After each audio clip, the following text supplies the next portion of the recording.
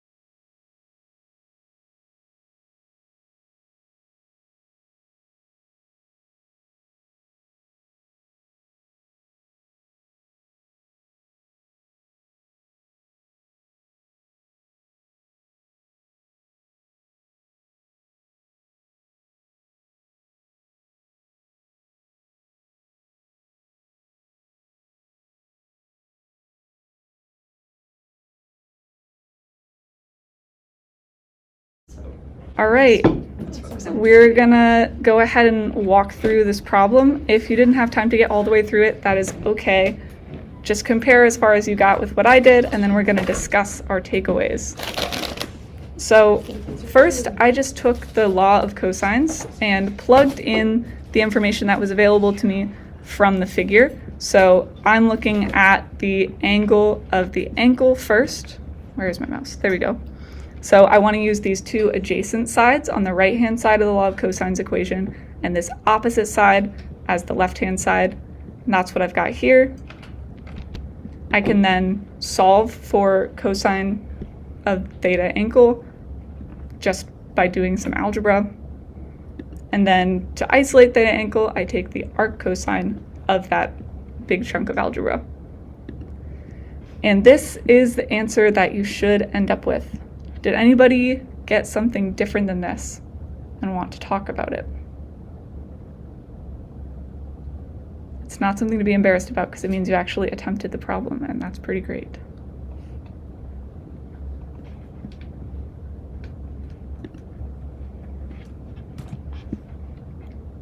All right, well, one other question that I have for you all. Is there anything that you see in the work that I've put on the slide where I'm making an assumption I didn't state out loud to you all? You can say it in the chat or you can unmute.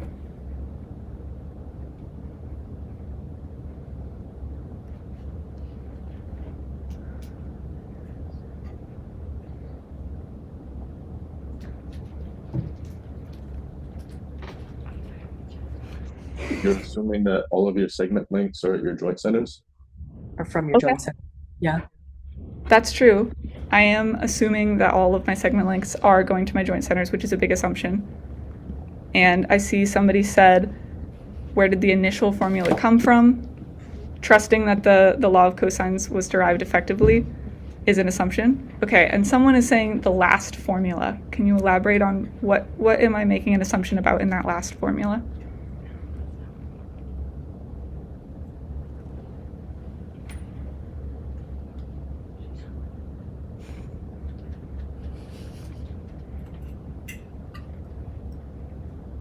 I think you had it.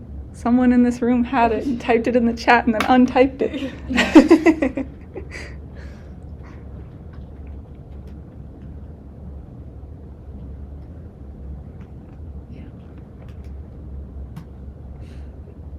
Okay.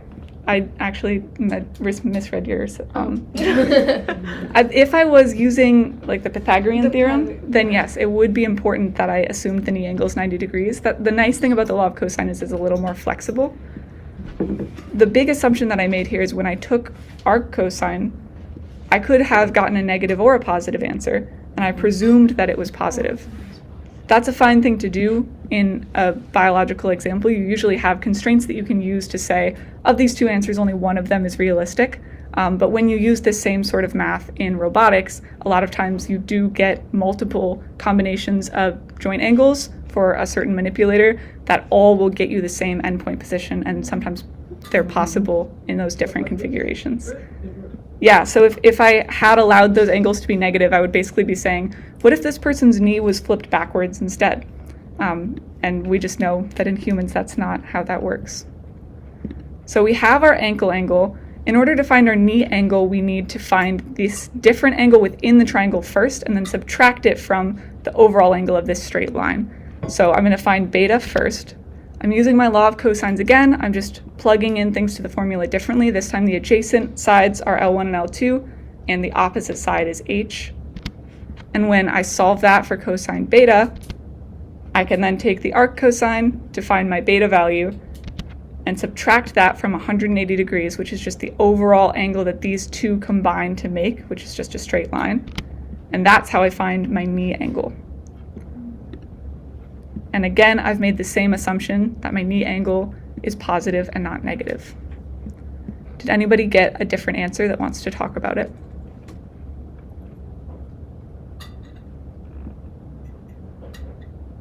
All right, then we'll keep chugging along. So now, before we move on to inverse dynamics, I just want to know if anyone has overarching questions about inverse kinematics. They can be about those example problems, or when would I actually use this, or how does this actually work, etc.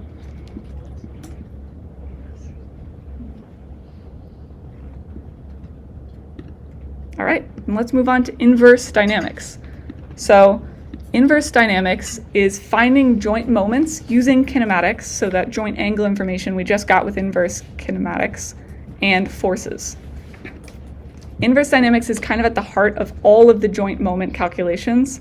So if you're using a software that tells you joint moments, which joint torques, etc., it's probably doing inverse dynamics in a motion capture space. So there are two different ways that we can calculate joint moments using inverse dynamics. The first is a bottom-up approach. So that's where we say we know the ground reaction forces, the GRFs. That's just the force that we can measure with a force plate underneath somebody's feet. And we can use those ground reaction forces and find their distance from the different joints that we're interested in. That knowledge, along with the knowledge of the mass of the segments and the angles of the joints, lets us work from the bottom up to figure out what the joint moments are across the whole system. Or we could do a top-down approach. This is where we say, I'm going to go somewhere on the body where I know the external force, and using just that external force instead of a ground reaction force, I can also work towards the middle of the person or towards the bottom of the person and find their joint moments. So the most common approach for the top-down strategy is to start at the head and assume that there is no external force on the head. Nobody's pressing down on their head. So you can just say, if I know the mass of their head and of all of their other segments, I should be able to figure out the moments about their joints. Another way that this approach is used is when a leg is in swing phase during walking, because you know then that that leg has no forces on it besides the ones generated from the mass of its segment alone. So if anyone here has ever used OpenSim to find joint moments, they're doing both bottom-up and top-down inverse dynamics and comparing the results of the two. In a perfect world where there is no error, those are exactly the same, but because we're using devices and strategies that introduce various amounts of error, there's going to often be some amount of difference in the joint moments calculated with bottom-up versus top-down, and just minimizing that difference as much as possible is how we ensure that our data is accurate. So this is an inverse dynamics example. I'm going to show you both a bottom-up and a top-down example. This bottom-up example has a ground reaction force coming out of the person's center of pressure. And you can see here these are the distances of that ground reaction force to the ankle and the knee. So with just this information, I'm going to give you all a little bit of time to work on this. We're going to say this time just 2 minutes. And just like before, if you have questions, you can unmute or put them in the chat. One thing I want to clarify is that we're defining counterclockwise as positive for our moments here.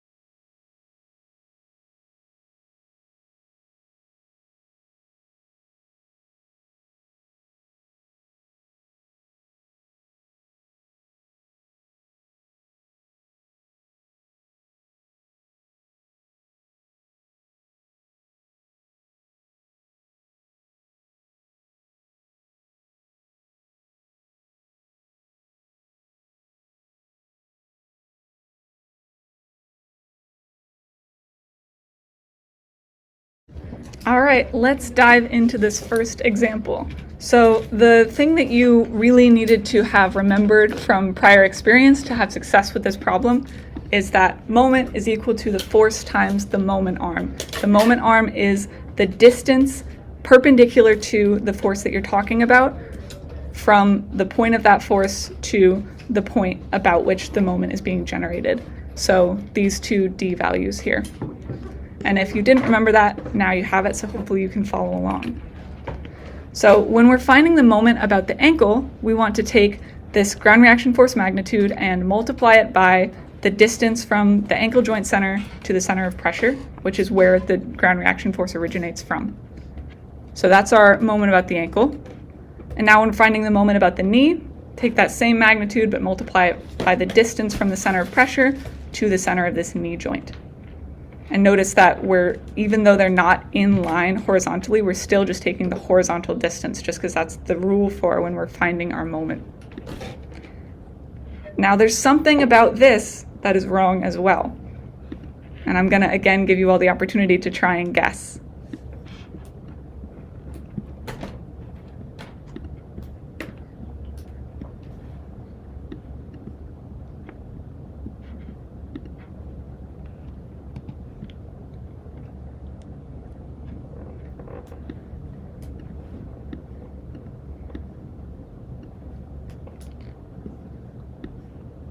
I'll give you a hint. It has to do with this convention we've established.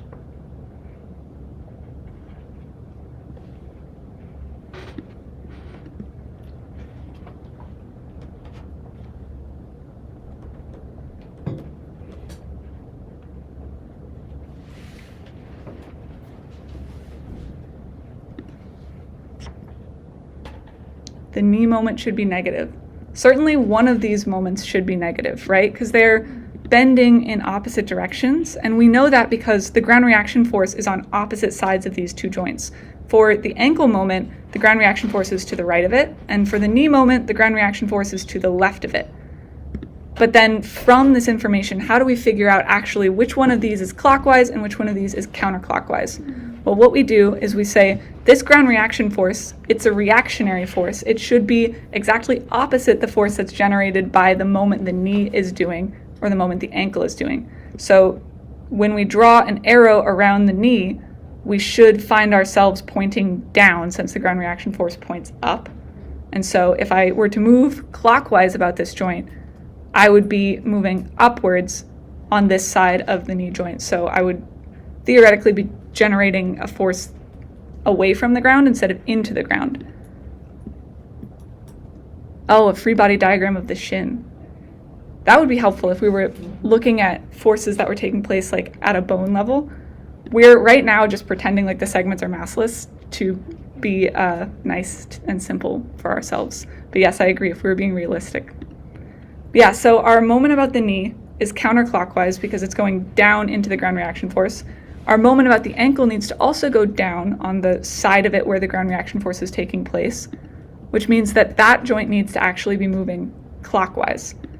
And so that value, because we define counterclockwise as positive, that clockwise rotation of the ankle should be negative.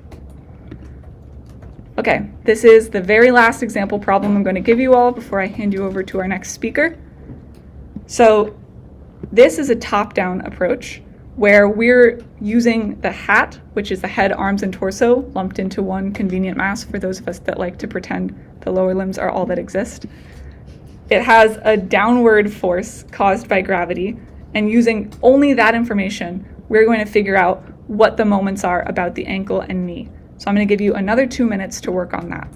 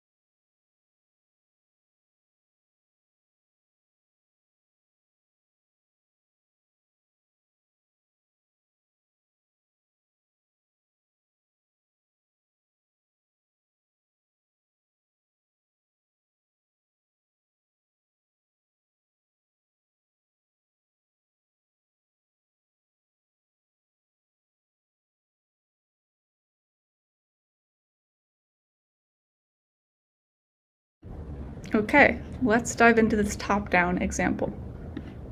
So again, moment is force times moment arm. Now the moment about the ankle is going to be that downward force. Oh, I have the wrong number there.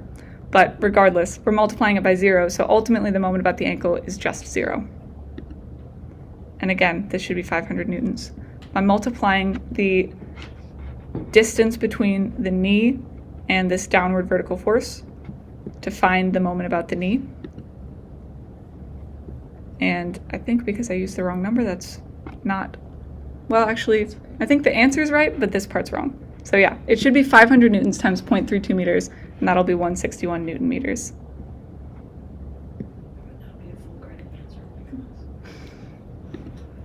Now, the direction of the moment of the knee is a little bit more difficult to intuit in this example, because when we're working with a force from above, we need to figure out, instead of what force causes that reactionary force, what moment would keep this person up, I think is the easiest way to think about it. So in this case, if this person is dealing with all of this force that would make them squat down, then they need an extension that would make them stand back up. And because we're working with a force that's coming distally, we need to consider extension from the perspective of the proximal limb swinging outwards. So that's why we have a counterclockwise moment about the knee. Does anyone have any questions about inverse dynamics before I hand you over to our next speaker? Autumn, I have a question about the right-hand rule. Yeah, okay. Can you go back? Yeah. So, like, can you determine the sign of the moment also by doing that? And where do you put your hand where the force is, and then the moment arm is like where you bend your hand? Like, how would you determine the sign using the right hand rule in this example? That's a good question, and I'm not sure if I know how to answer it, to be honest. Can we say, because technically moment is cross product between force and moment arm, then we kind of can use the right hand rule with that, because we can use the right hand rule resultant from the we can use the right hand rule to find the result of a cross product. And so the cross product is R cross F. So I think if you have the moment arm cross the force, then you put your hand along the R, and then you go around to the F, and then the moment comes out. So it'd be better if you flipped your equation so that it matches the vector form of the equation, which is moment equals, R cross F. So you draw your vector base out, and then you go like that. Okay, could everybody hear that online?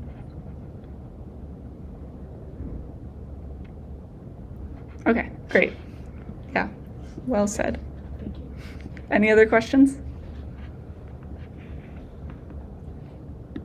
You can try it on a door. Oh, as in, Yeah, like your joint is at the hinge, and then you draw R out, and then you do an F, and then you get the moment, and it should move the door in that way. oh yeah, And like doors in France sometimes have the knob in the middle, which halves your moment yeah. for the same force. Mhm. So you need to pull twice as hard to get the door open. And then you can also then figure out the angle that you're pulling it. So if you're pulling it along the hinge, then you'll get 0 moment because it's the cross product, and you'll get the most moment when you're perpendicular to that R. So that sometimes we just simplify it by getting the perpendicular force and multiplying it rather than doing a vector computation. Cool. All right. I've got a question. Oh yeah, go ahead. So, some echo. What? Oh, Do you want me to unmute? We have actually, the no. over here. I'll just use There you go. your thing, I think. Hello, can you hear me? Yes. Yeah, sorry, we had a bit of an echo issue here. So it seems to me like this analysis you've presented is assuming the entire system is a single rigid body, whereas in reality it's a multi-body system. So do you have to change, maybe use a different framework when you're thinking of it as a multi-body system versus a single rigid body? You mean because I'm lumping all of the forces into one single gravitational force? Well, and also that the previous example with the ground reaction force, that it's kind of related to what I said about drawing a free body diagram of the shin. If we isolate the shin and try to compute the moment at the knee that way, do we get the same answer as what we did here? If we isolate, as in if we don't look at anything above the knee? Like there's a ground reaction force on the foot. That foot is connected to the shin.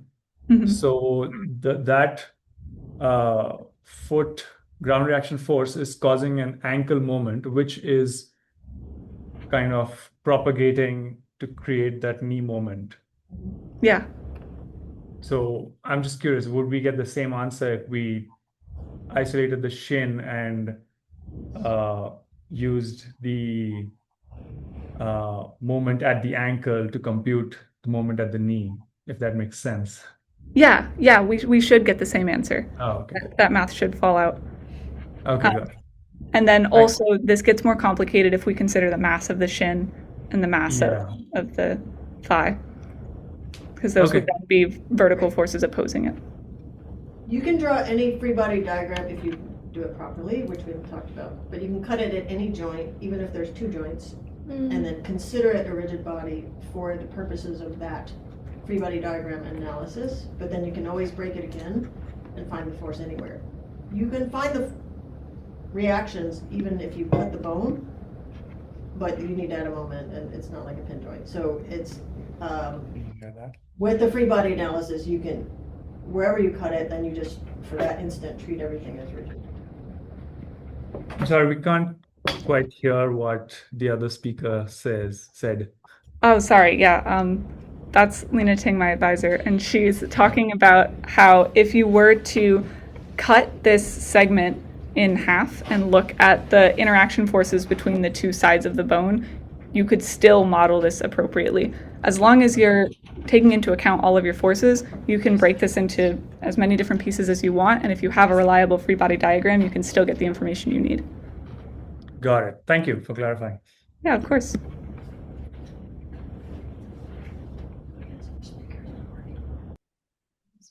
Okay, I'll pass this on. Emily, I believe you're next. On Okay, A. girl. E. A. Yes, so just select the zoom in mode. Next slide. Yeah, you will now. Or just click on the mic. Okay. I'm on now. Hi. Keep going.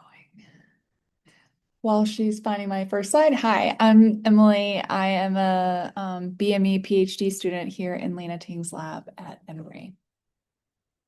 We are going to be talking about best practices for motion capture. So now that we've covered how joint angles and moments are calculated, we're going to talk about how to make sure those calculations are based on high quality data so that those calculations are only as real as the data that you give them. If I had to summarize how to collect motion capture data in 3 steps, this is what I would advise, and that is to learn from more experienced users, but trust that there's a limit to what they can teach you, and so that you just need to get in there, collect some data, mess up, and try again. And that's truly the best way that you're going to learn it, and very much the phase of learning that I am in right now. And then finally, document everything. As you're processing, you can get into a rhythm and a method, but that can also work against you when you're trying to troubleshoot later. So, make an Excel spreadsheet. It can be your friend here to remember the steps you took and any notes that you have along the way. We have a wide variety of backgrounds who are using a wide variety of motion capture and processing approaches in this group. So this is going to be a very high level overview that will hopefully provide useful tips across the board. Next slide. So in this figure, I have to illustrate why your collection steps matter. This is on the left, you'll see data that I have was trying to work on last year, and ultimately had to throw out this participant for the abstract I was writing.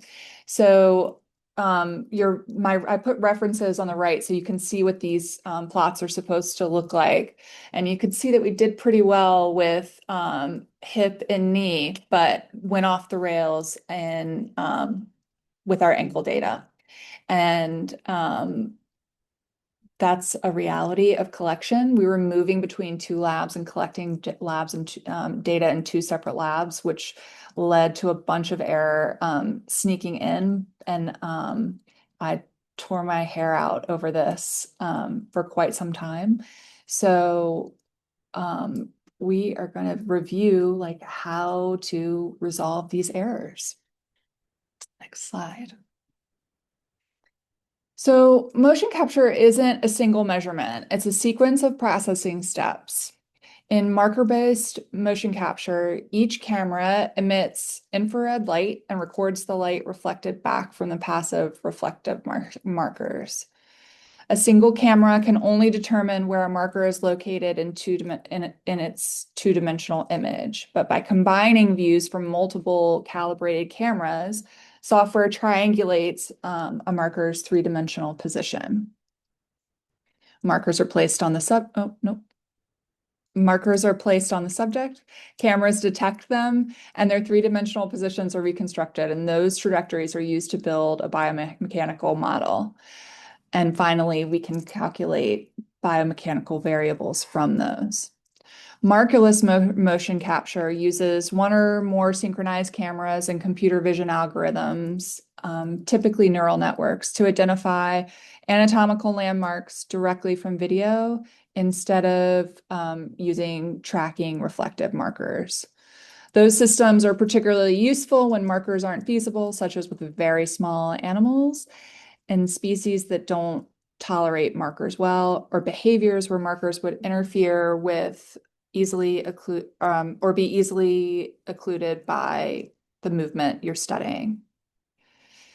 Error can be introduced at every stage, and this error accumulates as you move through this pipeline. We'll break down how error creeps in and what you can do to mitigate it in the next slides. Before you ever place a marker, think about the question you are trying to answer. A marker to set design for one application may not be appropriate for another. Choose the simplest marker that captures the variables you actually need with the resources that you have. Even if you're inheriting a well-studied approach, I encourage you to be thoughtful about why you are choosing the set that you are. So your lab may have this down to a T about how you collect, but I think it's almost easier to get lost in the sauce when you're trying to process the data on your own if you don't investigate thoroughly why the people before you made the choices they did. And then if you're lucky like me, where you're having to develop a new set for a new study, you need to really question, well, do I really need that extra marker? Because that extra marker introduces error and may or may not create problems from you down the road. Next slide. Many of the biggest sources of error are preventable. We place markers on bony landmarks to minimize soft tissue artifact. So the cameras are tracking the markers, not the bones. If a marker is attached to skin over muscle or other tissue, it can move relative to the underlying bone as the muscles contract or the skin shifts. The software interprets that marker movement as bone movement, and that introduces error into estimated angles or torque. Use tight-fitting clothing, place markers consistently on anatomical landmarks, remove reflective objects, secure your clusters, and calibrate appropriately. I've now collected data in 4 different labs. Nope, that's not including my undergrad. Five different labs, and they all have a unique calibration system. Do not assume that one way you calibrate in one lab works in every other lab. Also learned that the hard way. You also want to check your camera coverage. So some of you may have fixed labs cameras above. Some may need to move the cameras. Don't assume that the way you did it one day that was successful is successful on the next day. Every day is a new one. Taking a few extra minutes here really can save you hours of troubleshooting later. Next slide. Stay vigilant. You don't ever want to assume that everything is working correctly, and this is where you have to ask for help from others. One person alone probably can't manage to do all this by themselves. So if you enlist someone to help you, keep an eye on those marker trajectories over the course of your trials, and try to give directions as clearly and succinctly and consistently to your participant as possible.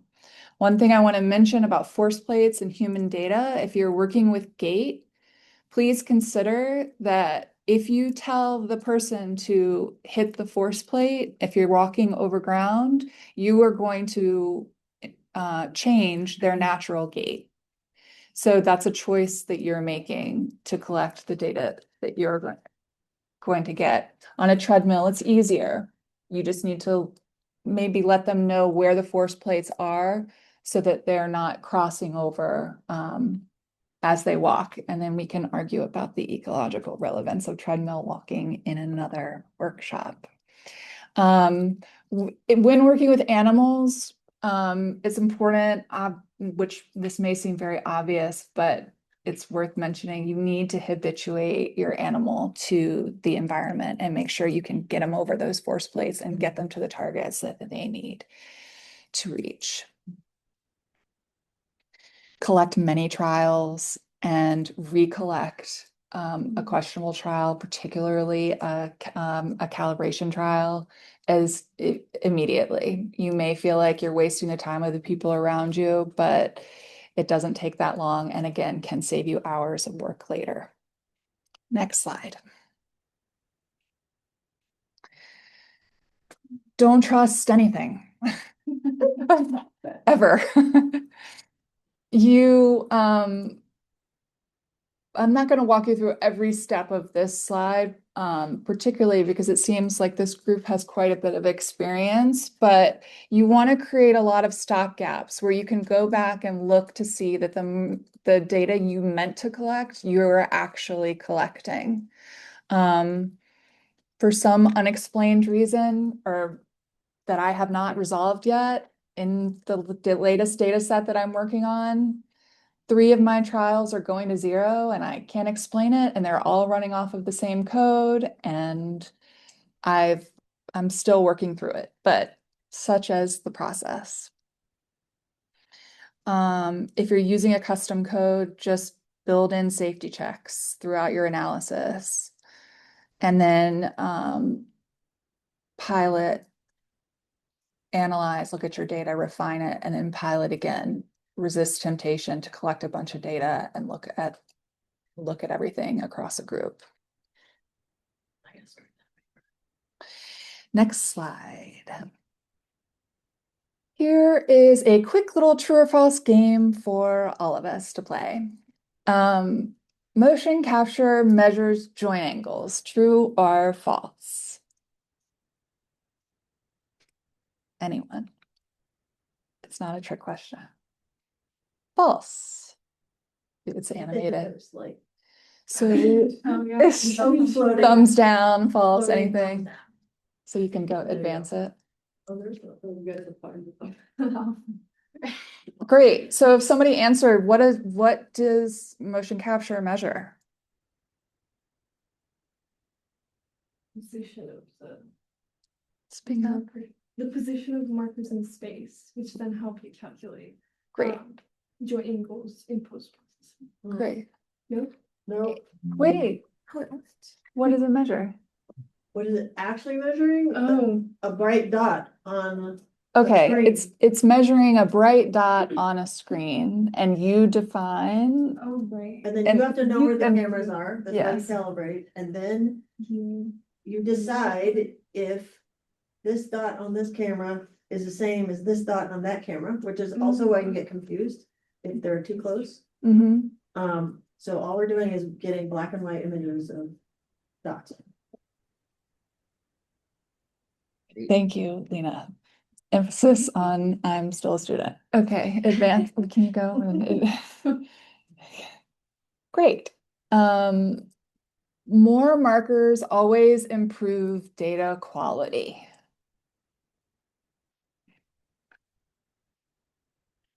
Oh yeah, the false. Great. Can somebody talk about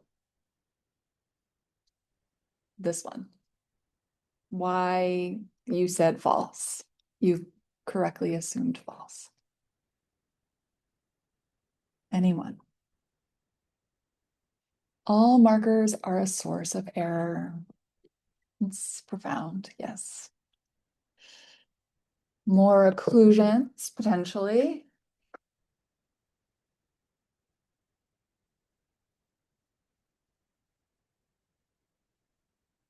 Good. More confusion More confusion. on labeling. Labeling. Also, there's a minimum distance between markers that it can actually detect. So we had a bunch on a hand thing, depending on your space. And we couldn't, they were all getting. Can you guys hear that? Did you guys hear that? It's important, in case you didn't, it's important that you understand the minimum distance between markers. That original slide I showed you with the terrible ankle data, that was indeed the problem. One lab uses markers that's too close together for our lab's cameras, and the marker kept switching trajectories in every frame. Next. Marker occlusion is generally more common in quadrupeds than bipeds. Trying to keep the animal people in the game here.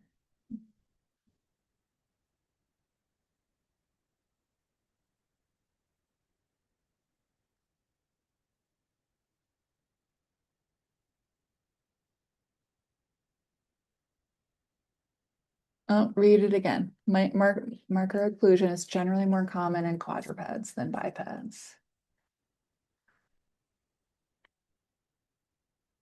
Okay, animal people, you are quiet. False. I've done both, so. It's one could argue it's true, and you could extend it to, because they're less predictable. I can control more what a human is going to do than It totally depends. it totally It depends. totally depends. Why do you think we have people cross their arms in our lab? It's. If they don't cross their arms and their arms are in front of all the markers. Okay, so this was an unintentional trick question. And then finally, as long as the force plate records a force, the trial is suitable for inverse dynamics.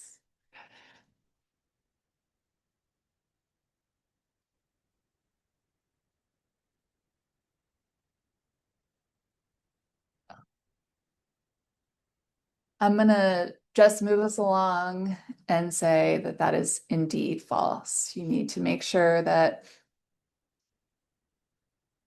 the data you think you're measuring is the data that you have actually collected.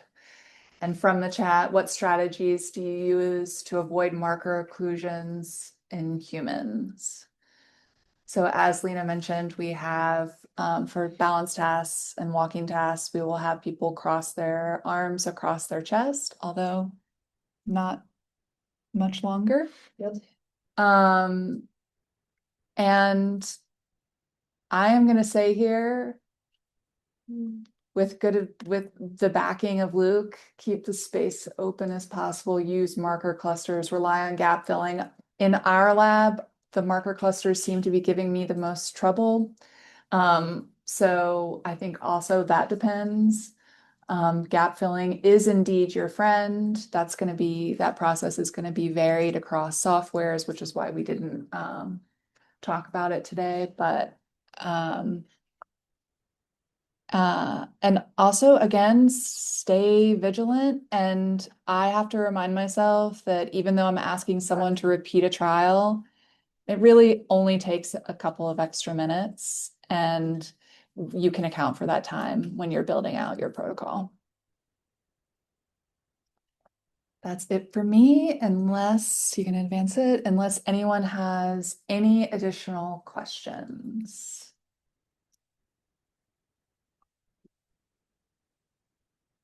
Comment.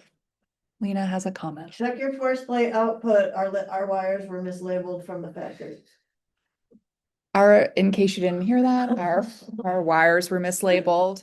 Also, if your Vicon is crashing frequently, we have a fix for that. Thanks to our research engineer who discovered you need to make sure it's a streaming, like The video card priority is on Vicon and not YouTube. yes, video card priority on Vicon, Well, not it YouTube. may change when you do a Microsoft update. Thanks.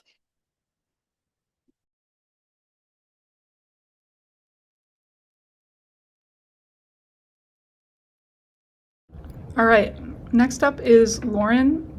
Do you want me to keep sharing screen for you, Lauren? If you actually don't mind handing it over. Say again, sorry, you were muted. Oh, sorry. You can hear me. It's on my end. Yeah, you're good. There you go. If you don't mind, could I share my screen? Totally. Cool. Sweet. Share this guy. Okay. Do. Awesome.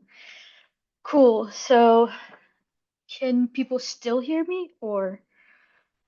Perfect. All right. So, hi everyone. I'm a first year out at UCI in Manny's lab, and we're just going to briefly talk about electromyography, which is usually a tool that's used in conjunction with motion capture to capture information about animal movement or human movement. So today we're going to go through kind of 5 main things about EMG, and then we're going to follow it with a processing activity on MATLAB at the very end. So kind of the itinerary for today is we're first going to go through what information can we actually obtain through EMG. EMG is a tool to capture information about motion, but what information is that? The second thing we're going to go over is how does it actually work? We're specifically going to talk about bipolar electrodes because I think that's what majority of people IMSI are going to be working with. But we're going to talk about the underlying principles of how those work. The third thing we're going to do, and Kennedy's going to help me with that, is we're going to talk about some best practices for EMGs when working with humans. And then we're also going to discuss a little bit on working with animals. The fourth thing that we're going to do is we're going to talk about processing your raw signals. So let's say you've done a really wonderful job at data collecting, you have this wonderful raw signal. How do you go from the raw signal to the EMG envelope, which is usually what you'll see in the literature and in papers. And that's what you'll be actually interpreting information off of. If we have time, we'll go through a brief discussion on what signal decomposition is. And then we'll get into the processing activity on MATLAB. The one thing I recommend for the activity, or what you can do is you kind of have 2 options. You can either, I'm going to share my screen, so you can just follow along and watch me go through the live script and the steps, and then you're free to work on it and kind of look at it on your own. Or you can like side by side pull up your MATLAB if you have it. I know there's an online version of MATLAB that you can also use, and you can work through the steps with me. Either one is perfectly fine. So I think the first part that we can discuss when we're talking about EMGs is really what information they give you. And all animals, all organisms move through muscular action or contraction. And this is really what we're investigating when we're using EMGs. We're looking at the coordinated action of muscle groups and how animals move and the control of that movement.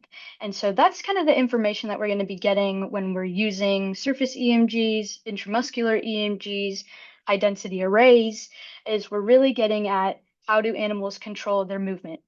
So the information that is mainly going to be encased in our EMG signal is information about the timing, the magnitude, and the duration of muscular action. And so for the rest of this, I'll usually just say EMGs, but that's in reference to electromyography. So all of these animals are moving through contracting their muscles, and that's happening from the central nervous system, sending action potentials to our muscles. Our muscles are contracting and they're generating work and movement. So just remember that as we kind of continue on, is the central questions that you can answer with EMG are basically regarding how animals move. So we'll talk about a little bit about what are the underlying principles of how EMGs work, particularly for a bipolar electrode. But we'll kind of start a little bit broader, going back to maybe some things that you've learned out in week 1, really the action potential, alpha motor neurons, and muscle fibers. So we'll start here with our spinal cord. Spinal cord contains the motor neuron cell body. of our alpha motor neurons, which innervate our muscle fibers. These motor neurons, these cell bodies will receive both excitatory signals and inhibitory signals from interneurons and other cells at their dendrites. The sum of those signals can reach a threshold in which an action potential will be sent along this motor neuron to the neuromuscular junction of a single muscle fiber. At that junction, acetylcholine is usually released, which is the chemical transmitter that changes the membrane permeability of our muscle fibers, which triggers an action potential with the influx of sodium into our cells, release of calcium, and the contraction of muscles. So just kind of remember a little bit of that background that we learned from week 1, because it'll be important in describing how electromyography works. So if you're going to take away anything from this, it's really how a bipolar electrode works, which is through detecting the differences in voltages between 2 points. So we have our action potential that has gone, it's synapsed at a neuromuscular junction with our muscle fiber. And now what we have is an action potential that is propagating in either direction, but in this example, it's propagating to the right. Let's take the scenario where we have an electrode 1 on some point on our muscle fiber, and electrode 2 is some distance away from it. As our action potential propagates to the right of our fiber, it'll pass under electrode 1 will read it. And then at another point in time, based on the conduction velocity of that action potential through this fiber, it'll pass under electrode 2 will read it. For bipolar electrodes, what they're really doing is they're going to take the difference between those two voltages or electrodes at a given instant in time. And really that's what you get at the end of the day is your baseline waveform. Typically, most of us, I don't think, are going to be doing single fiber electrode readings. Most of us are going to be doing surface EMGs, with humans in particular. Some of us will be doing intramuscular EMGs, but surface EMGs and intramuscular EMGs work along the same exact principle of basically taking the voltage difference between 2 points as an action potential propagates through a muscle. Surface EMGs will look at a volume of muscle, though, not an individual fiber.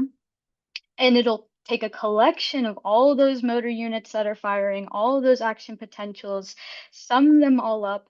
And this is kind of the output maybe that most of us have typically seen when we're doing EMG readings, which is somewhat of this noisy summation of a bunch of different action potentials of a muscle. But really, EMGs will provide us the information about the state of the muscle.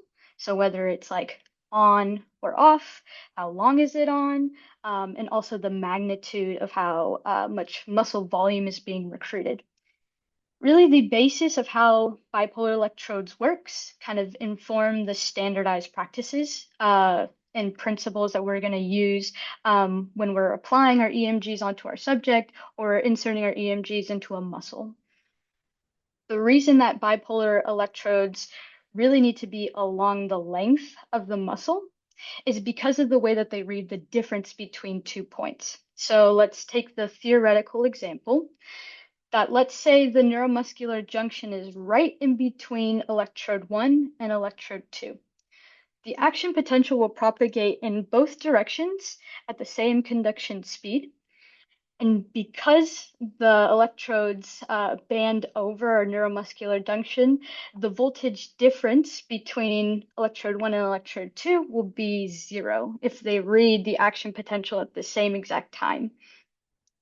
Another scenario would be if you put electrode 1 on fiber 1, and let's say we have another fiber running along the length of this one. You put electrode 2 on that neighboring fiber. You'll get an action potential that runs along both fibers at the same conduction speed. Electrode 1 and electrode 2 will pick up that action potential at the exact same time, and the difference will be 0. So the basis on how bipolar electrodes work in measuring the voltage difference really informs where you're going to put your electrodes on your subject, whether they're going to be in parallel with your muscle fibers or not perpendicular with your muscle fibers, and why if you place it more proximally along the muscle versus more distally along the muscle, you can get completely different readings. So I'll let Kennedy maybe take over this part about discussing kind of human models and the best practices for EMG data collection. Cool. Okay, thanks, Lauren. So hi, everyone. I'm Kennedy. I'm a rising third year PhD student advised by Lena Ting and Greg Swicky. And yeah, so my experience is collecting EMG with human subjects. But I think from what I can tell, the main difference between human and animal EMG is that, at least if you're in the US, you're probably not recording intramuscularly. So because we're using surface EMG, we want to be really diligent during data collection about our marker placement to make sure that we can be confident that we're measuring from the muscle that we think we are. So, okay, great. So Lauren mentioned the CNM guidelines. This is a really good starting point for identifying your electrode placement. If you can go to the next slide. Okay, here's an example of what they look like. So they kind of give you like all the information you will need in one place, which is nice. For me, I think the most important parts are like the origin, insertion, and function, because that can give you a good idea of like what the muscle is actually doing for when you come up with your activation maneuvers for how you're going to identify the muscle in your study. They also give you their recommended sensor placement procedure, which I will advise people to take with a grain of salt. This is showing the medial gastroc, which is a calf muscle that is pretty easy to find on people because they're telling you that it's involved in ankle flexion. That gives you a good idea that, like, I think what people do a lot of times is just you can ask the person to go up and down on their toes. And you can find that muscle pretty easily. Here they are recommending that you have the participant lay on their stomach face down and do some weird plantar flexion of the foot with emphasis on pulling the heel upward more than pushing the forefoot downward, which could maybe be helpful to you, but I think just because the advantage of working with humans is we can ask them to volitionally contract their muscles, you can kind of decide what activation maneuver will be best for you and for your study. Next slide. And also, oh, sorry, if you could go back. In these photos, you might notice it looks to be like the models for these guidelines are able-bodied male subjects. So again, like we are placing electrodes on that person, and so everyone's anatomy is a little bit different. So it's good to use these guidelines, but then also if you have an understanding of like where the muscle is actually and what it's doing, that can help you palpate and actually find that muscle on your participant. Okay. Great. Okay. So yeah, like I said, you can use like what the anatomical location of where you think the muscle is, but always confirm by palpating for it. One thing that we've been telling the trainees in our group when learning to place and palpate for muscles is that light touch is creepy. So you might think that it's like awkward to touch people, but actually it is worse if you try to like be gentle. You won't hurt them by like pressing into their skin. So yeah, feel free to, obviously with consent, it's good to tell people like, I'm gonna palpate for this muscle now. But don't hold back. And make sure you can actually feel the muscle contracting. And then keep your population in mind. So if you are collecting on clinical participants, you want to first just maximize their comfort as they're participating in the study, but also minimize fatigue that happens before the study even begins. A lot of times the setup portion is the longest part of the experiment. And so again, keeping in mind with like, if you can riff off of the CNM guidelines, if there's an activation maneuver that you can do while the participant is sitting, for example, that can go a long way. And another thing to add on to the CNM guidelines is your anatomy textbook. Lauren stressed the importance of placing the electrodes parallel to the muscle fibers. So literally just looking at what direction they're going is super important to make sure you're actually recording that difference in voltage along the same muscle. Great. So once you've found the muscles, you want to prepare the skin to minimize impedance. I think in the olden days, people did this using sandpaper, which is not comfortable. But now you can use things like new prep, which just to like exfoliate the skin, then use an alcohol wipe to remove oil from the skin. So just minimizing things that are in between the sensor and the muscle you're recording from to get a cleaner signal. That's new prep. Okay. And then also you want to secure the electrodes down to the person to prevent movement artifact. So like in this little wired EMG down here, you'd put the electrodes on and then tape down that box so it's not like waving around, which can introduce noise into your signal. And then always make sure to confirm your placement with visual inspection. Again, if you like have your activation maneuvers down, then you can easily find the muscles, place them, and then before you start recording, look in whether it's a Vicon or whatever software you're using, have people just do that again and make sure you can see nice bursts, and then you can feel confident that you are recording what you think you are. Yeah, I think that's me. Awesome. Cool. So animal models are a little bit different than human models. A lot of the same kind of principles apply, but because of the amount of maybe more freedom that you have when using an animal model, there's slight differences on maybe some things to keep in mind when you're doing intramuscular EMGs or fine wire EMGs when you're doing small experiments. So for animal models, typically we'll use fine wire electrodes, which are a twisted pair of stainless steel wires with bare ends. These bare ends are basically very synonymous to your electrode receiving ends. These wires will usually run from the muscle that in which it's inserted in, run from the muscle to an external amplifier through a variety of connectors to a DAC. The main thing about animal models and the placement of the EMGs is you can usually see the muscle. Usually you have the ability to actually physically see the muscle, see the fibers, where they're running, what the pennation angle is. And so this can provide experimenters a really good idea of exactly where to place the fine wire EMGs. A couple tips that I've got from some postdocs and some PIs at UCI about fine wire electrodes is because usually we cannot stimulate the muscle and record and verify placement. Really testing your wires before you place them into the animal is probably the most critical step. You can use a multimeter to do this. Look for conductivity within your wires. Make sure there's no nicks. Make sure the wires are fully insulated other than the bare tips that you're leaving exposed.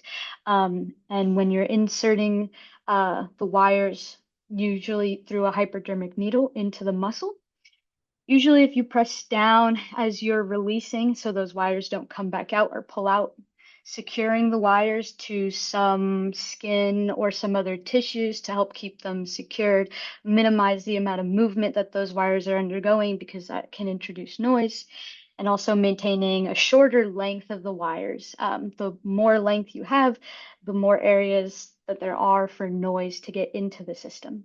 And so that are kind of the couple of main things to keep in mind when you're working with animal models and doing EMGs.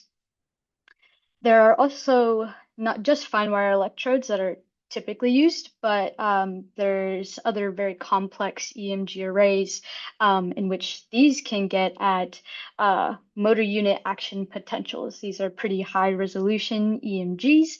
So you can see this is a myomatrix array that was put into the triceps of a rat, and it runs along the fibers of the muscle.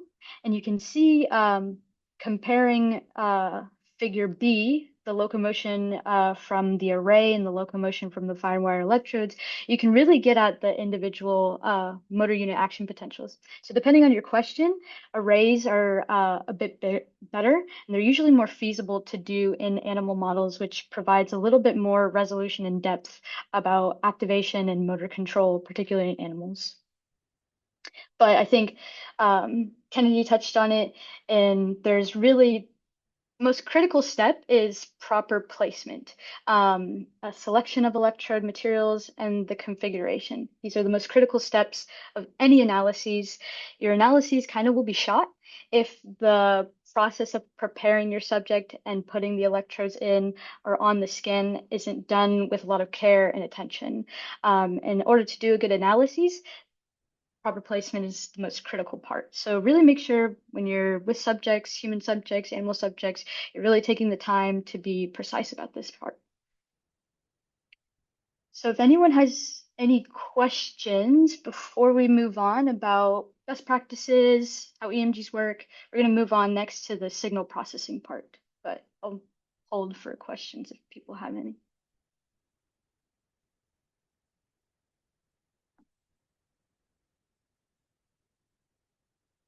Cool. And we have a bunch of nervous people, but it's okay.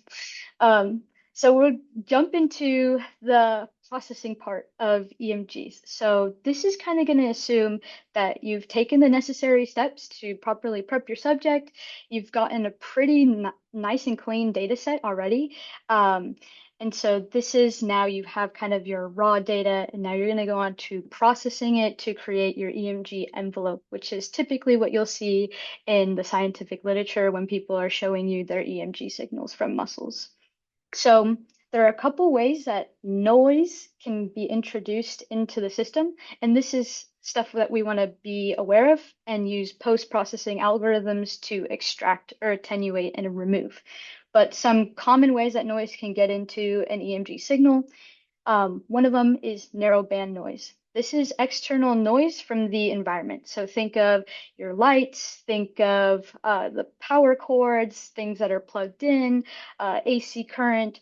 All of these contribute invisible noise, which you can't see, and it's really hard to minimize. The best advice that I've got is unplug things that don't need to be plugged in. And combat this with the proper electronic shielding and grounding of all your equipment. This is a great way to get rid of that noise. The second form of noise that's pretty common is biological noise. So this is noise from other tissues. Other tissues are undergoing chemical reactions. They have their own electric fields and potentials. And so this can be picked up by your EMG signal, particularly in surface EMGs that aren't directly on the muscle that they're measuring. These are typically lower frequencies, and you'll usually just post-process this signal out. The third one is going to be movement artifacts. So you're using a surface EMG, for example. The hardware itself can vibrate. That vibration or that motion can be detected, picked up by the surface EMG itself. It's typically high frequency components. These are also can be post-processed out. The main thing that people should take away is that post-processing algorithms are really the way to take your raw signal into the enveloped signal. It can eliminate any extraneous noise that you have and really capture what the underlying muscle is actually doing. And so it's really important to design your algorithm and your filtering process in kind of the correct way, and to always be double checking at every step through that. So a little bit about fast Fourier transformation. So this is a kind of more of a complex topic, but it's actually pretty simple in just its totality. But let's say you have a raw EMG signal. So along the time domain, meaning the time is on the x-axis, the fast Fourier transformation will basically take your raw signal, break it down into the various frequency components, and provide you an EMG power spectrum, which is just basically the frequencies that are contained within the signal and how much of their frequencies you have, which is the magnitude. This is a good way to initially, if you're coming in and you have raw EMG and you don't really know how to design your filtering algorithm, it's a really good it's a really good point to start here. Take the fast Fourier transformation of your raw EMG signal, look at the frequency components that are within your signal, and then kind of deduce what you should be filtering in and out. This will give you a good indication if you have too much high frequency noise coming from external sources, you have that narrow band noise at 50 hertz. So this is a really good tool to use. You can implement this in various computational programs like MATLAB, Python, etc. So filters. So this is usually what will be within your post-processing algorithm is usually a Butterworth filter. These consist of low-pass filters, high-pass filters, band-pass filters, and notch filters. So for all the images on panel A, these are all FFTs or fast Fourier transformations, which have frequency on the X and then the magnitude of that signal on the Y. So a low-pass filter is a filter in which I kind of think of pass low. So we're going to take our cutoff frequency, which is the frequency that we want to tell our filter, hey, don't take anything beyond this point. So for example, this one in panel A for low pass is, let's say, 180 hertz. We'll tell our filter to pass anything lower than 180 hertz. So 100 hertz, 50 hertz, 60 hertz all gets through. High pass filter, pass anything higher. We'll take our cutoff frequency again at 180 hertz and we'll tell the system pass anything higher than 180 hertz, 200 hertz, 250 hertz, etc. A bandpass filter will take a lower cutoff and a higher cutoff and pass only the frequencies within the middle of that range. And then a notch filter will do the exact opposite.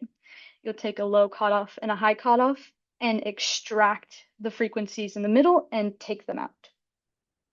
So for example, on this one in panel C, we have a fast Fourier transformation with a 50 hertz interference, which is that narrow band noise from AC circuits and stuff.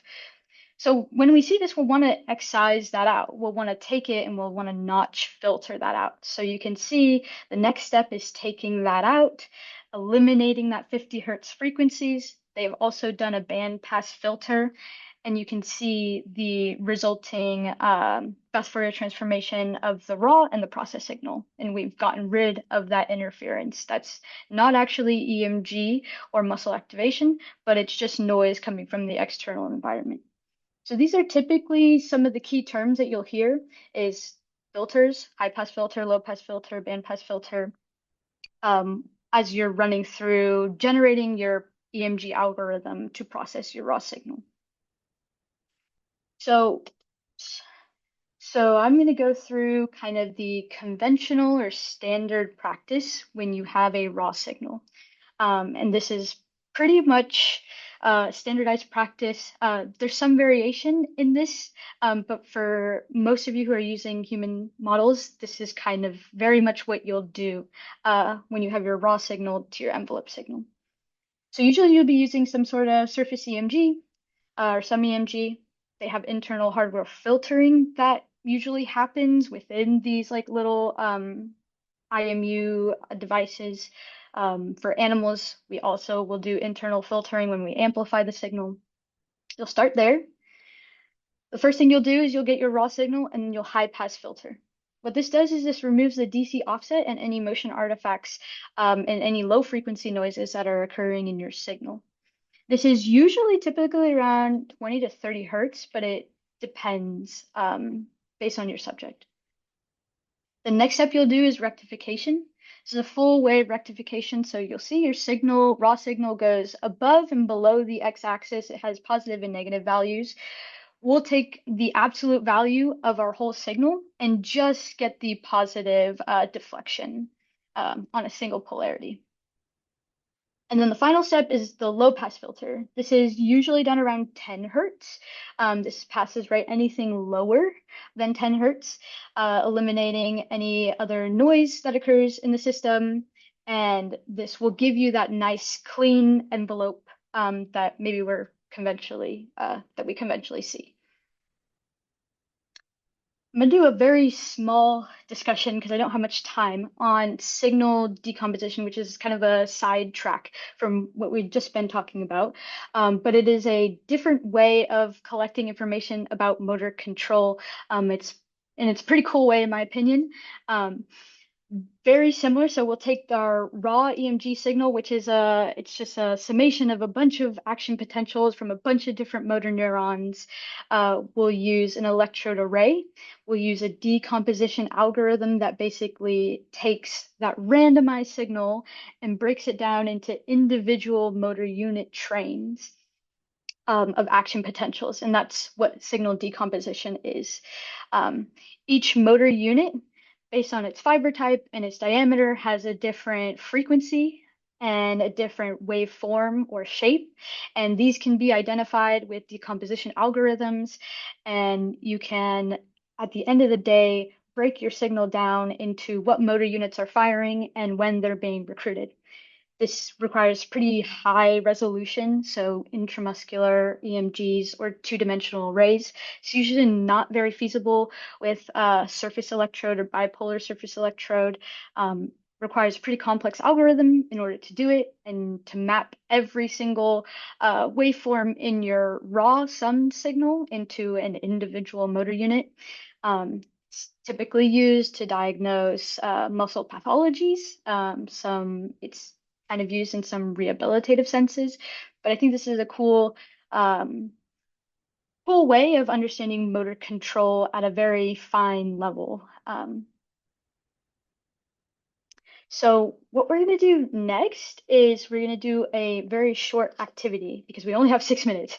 I'm going to run through the activity. You're more than welcome to run it on your own afterwards or run it side by side with me on your own computer if you have MATLAB downloaded and you also have the signal processing toolbox installed. But if not, don't worry. You can just watch me run it on my own, and then later you can run it for yourself. So if you go to the research workshops, you can download this EMG signal processing zip file, and that contains all the information that you'll need to run this live script. So I'm going to assume that people may have downloaded it. If not, don't worry. And what I want you to open from that is in here. I want you to open this EMG signal processing tutorial MLX file. This is the live script file that we'll be using to kind of run through how EMG signals are processed. So if you open this file, you'll see a little bit of an introduction here. This is really a script that will walk you through critical steps in signal processing. Feel free to take this and use it. And as you're going through IMSI and analyzing your own data, to use this as an outline for yourself to inform how you're going to make your own processing algorithm. This is basically a way to teach students who are new to electromyography how to process EMG and to kind of allow students to look at the various steps along it, how differences in those steps affect the output, the resulting EMG envelope. A little bit of a goal of what I hope students can learn or people to look at while they're running this script. But we will start in part 1. Part 1 is basically going to take you through the steps that we mentioned, the high pass, rectification, and low pass, all to get your EMG envelope at the end of the day. So what we'll start is we're going to we have a couple of .mat files that are within that zip file. So you should have the human left and right TA, and these are files from rats that had Parkinson's disease and they're walking. For the premise of this, we're going to use the human left TA trial 12 mat file, which has raw EMG data from the tibialis anterior of a human. We're going to select our model to be human. And this is where we can design our own filter. the two main design principles or facets that you'll really be changing while you're doing filtering is the cutoff filter frequency. And so you can use this little toggle to slide around, and the order. The order is just how harsh are you going to be at that cutoff frequency. So for example, a high order means I am not going to allow anything over 70 hertz, under 70 hertz to get through at all. Versus a lower order means, okay, I let 75 hertz through, I let maybe a little bit of 72 hertz through. That's kind of an idea of what that means. But you have the freedom to change the cutoff frequencies and the orders that you use. And then you're going to run this visualize high pass. You're just going to click this button. And what it's going to spit out for you on the side is your raw signal in black, and then your now high pass signal in red. And you can see there are areas of overlap. There's areas that don't overlap. We've clearly corrected the DC offset in our high pass filter, and we've gotten rid of some of these blips as well. You can go ahead and change this and visualize how that changes the resulting signal. And so you can play around with how does a high pass filter with different cutoff frequencies or orders affect the resulting signal. So we're going to just run our visualize high pass, get that output. Remember, the next step is rectification. So rectification is pretty easy. We're just going to take the absolute value of our high pass signal, and we get something that looks like this. So we've taken the negative polarity of our signal and just inverted it, and we have a positive signal now. And the next step, remember, is low pass, and this is where we're creating our EMG envelope. Typically, we're around 10 to 20 hertz, so this is our cutoff, this is our order that we're going to use, and we're going to visualize our low pass. At the end of the day, we get something that looks like this, which is a little bit of an envelope that tracks our EMG signal.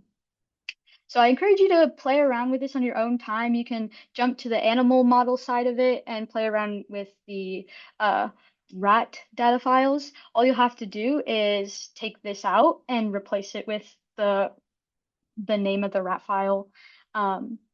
This will give you a little bit more information on what orders mean and a reminder of filters. You can play around also and configure your own filter, which you'll use cutoff frequencies like we have here. You can define the filter type that you want and the order of that filter and visualize its response, how the filter is actually going to work. So we've made a low pass filter at 5 with an order of 5 that cuts off at 200. So at 200, you can see we've already started passing less and less of our signal, and we have a stop band, which means no signal gets through. But we're passing everything lower than that, from 0 to 200. At the very bottom, there is a fast Fourier transformation as well, and that'll run the fast Fourier transformation from your raw signal. So you're able to see what your raw signal is composed of in terms of frequencies, and then what your filtered or fully processed signal looks like in terms of its frequency composition. So as a really quick little thing that you can do on your own to explore the process of filtering and how different orders and filter types affect your resulting envelope. Let me go back here. And I think we have very little time for questions, but if we have any questions, we're more than happy to take them. And we have this sign-in sheet if people weren't here earlier and missed the sign-in, just don't forget to sign in on this guy.